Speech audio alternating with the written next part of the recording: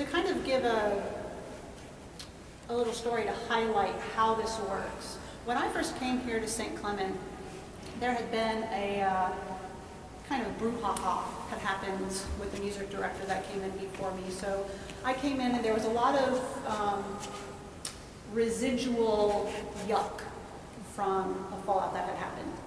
And so it took me a while to come in and see what was happening rather than as the music director of their English choir.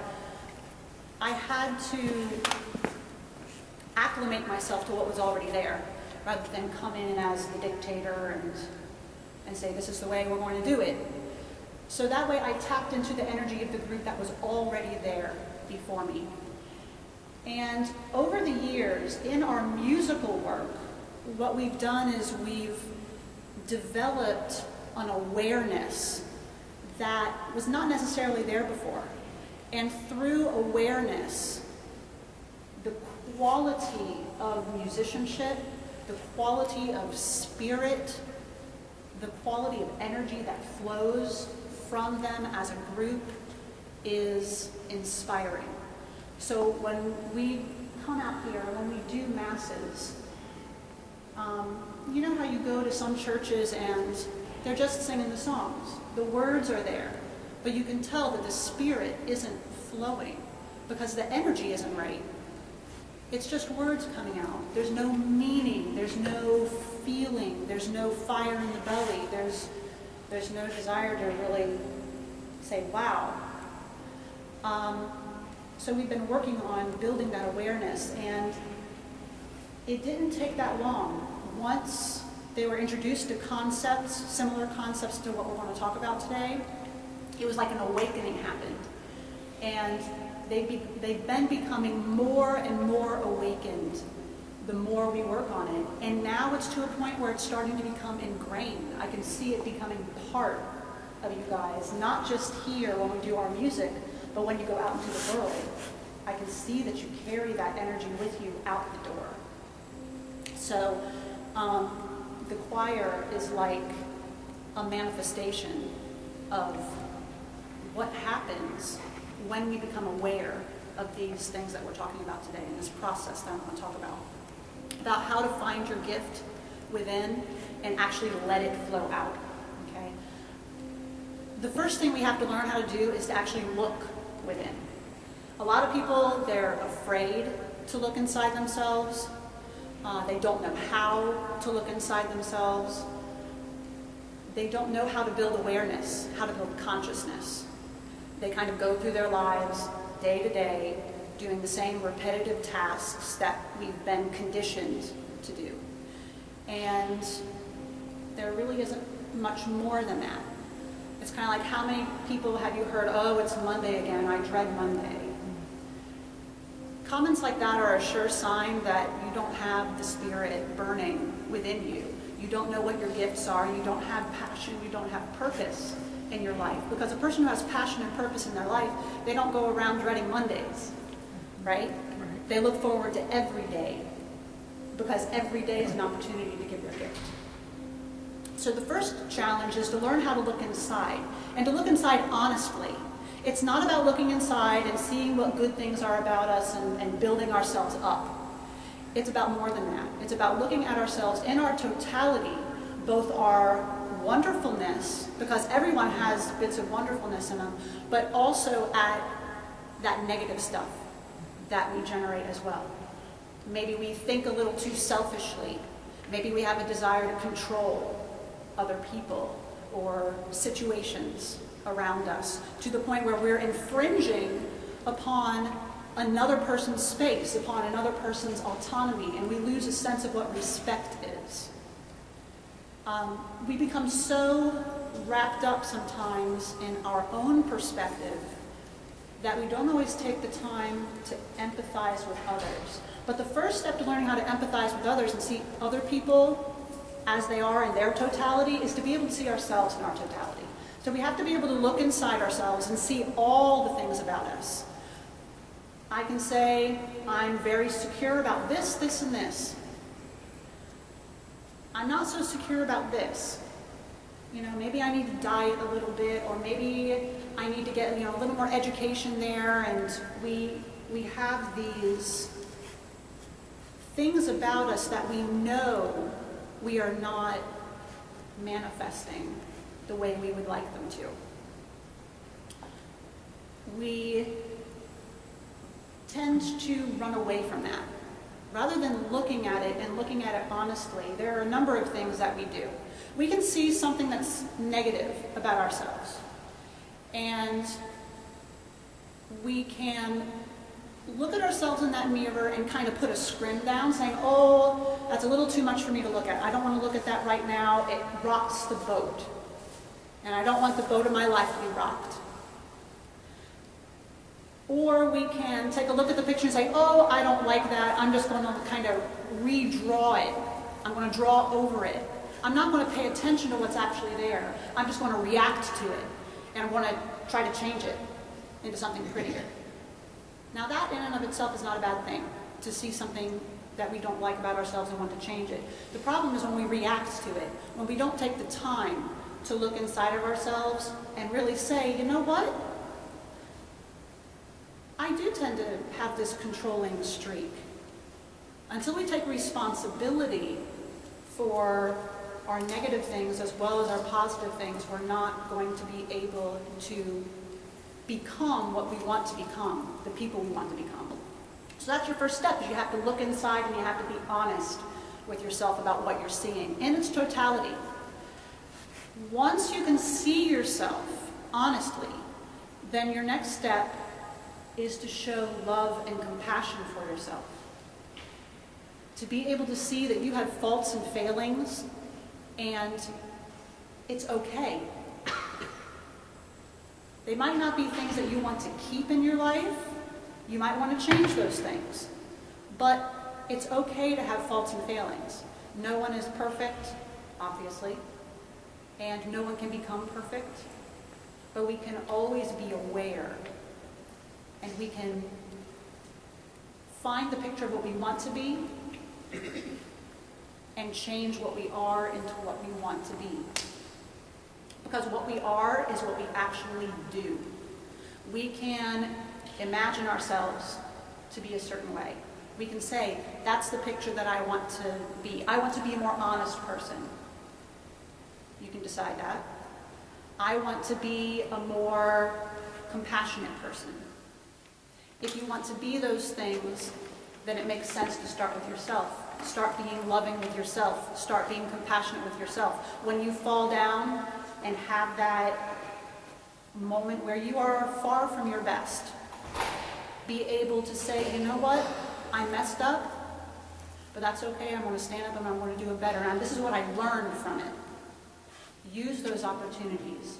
A lot of people, unfortunately, and we probably all know someone in our lives who does this, where they'll make a mistake, but they'll take no responsibility for it. They'll pretend that someone else did it. They'll kind of slough it off. The whole Adam and Eve scenario. Well, it's your fault. Well, it's your fault. Falling into that pattern. So being aware, if we have that pattern, change it. So step one, look inside of yourself. Step two, learn how to have love and compassion for yourself in your totality.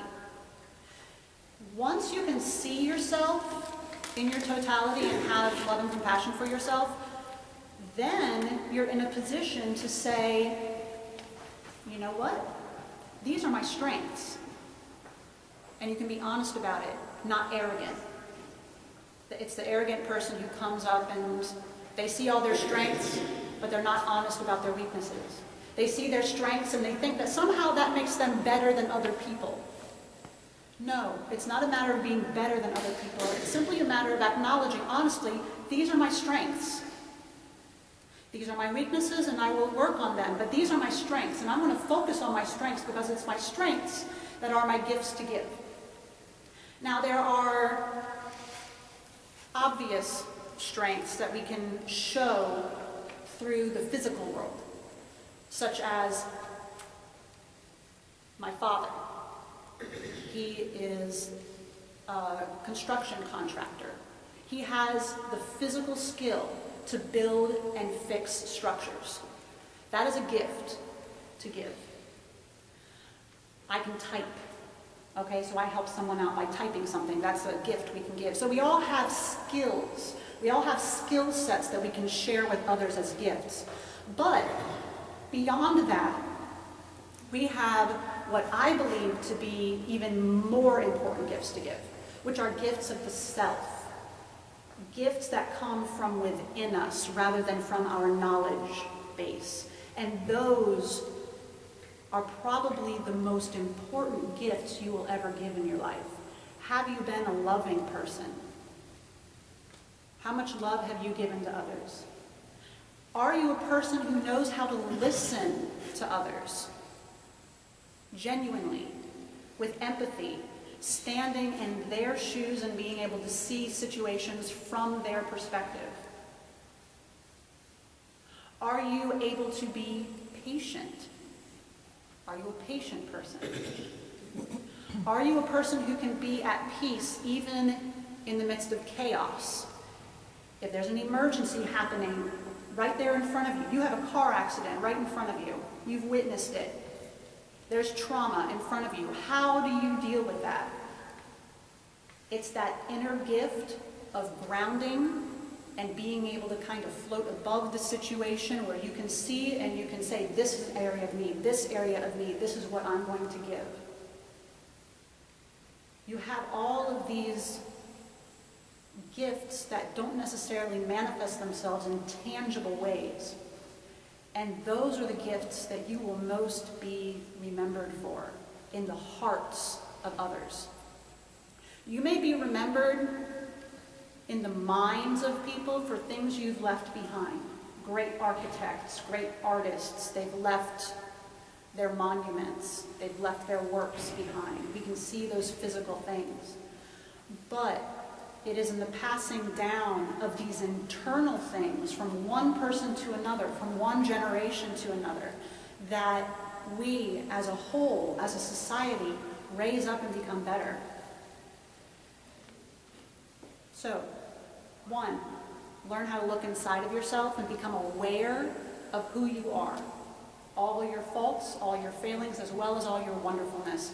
Two, learn how to have love and compassion for your whole self, including your faults and failings.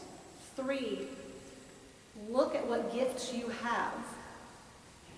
If there are gifts that you want to be able to give that you are not developed at yet, learn how to develop those. If you cannot give the gift of an empathetic ear to someone, learn communication skills.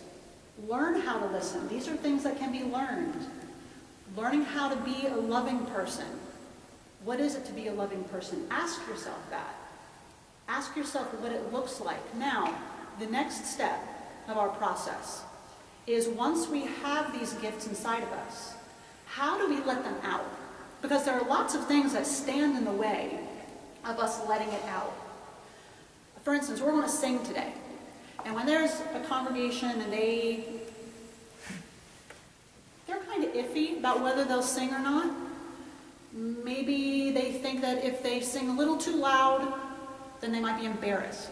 Oh my gosh, what if they sing the wrong note? There's this self-consciousness. That's a barrier. When we have self-consciousness, when we are rooted in ourselves rather than in the gift we're giving, that's creating barriers to the giving of our gift.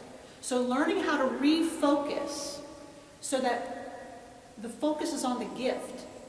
It's not about you. When you're feeling nervous, when you're feeling a lack of freedom, that's a barrier. If you see something wrong happening out there in the world, is your voice free and open to speak up and say, that's not right. Let's change this. Or do you sit in the background and you keep your voice closed? That's a barrier. So these barriers sit within us and we have to learn how to identify them, work through them, and open them up. There are times when our hearts are hard where we're indifferent, we don't care. That's a barrier. And sometimes that's part of a natural biological cycle. Some days, we just don't feel as strongly as other days. Whereas other days, we have a lot more feelings being generated within us. So, look inside of yourself. See yourself in your totality, honestly. 2, learn how to have love and compassion for yourself. No judgment. If you're sitting there judging yourself, if you're sitting there judging others, that is a barrier, and you will never be able to manifest your gift fully as long as that barrier is there. 3, go inside of yourself and find those gifts to give. And then 4, identify any barriers that are standing in the way and do your personal work to let go of those barriers so that your gift can genuinely and freely and openly flow out of you. All right, so are you guys all comfortable with the process that we're going through mentally and energetically? And by energetically, I mean it's a feeling that you have. It's a sense that you have. It's your spirit. There are so many ways to describe it, but it's that thing that you feel, that you perceive inside of you. And it will flow out, and we're going to see how it flows out when we go into this music portion. So, you guys ready to do some singing?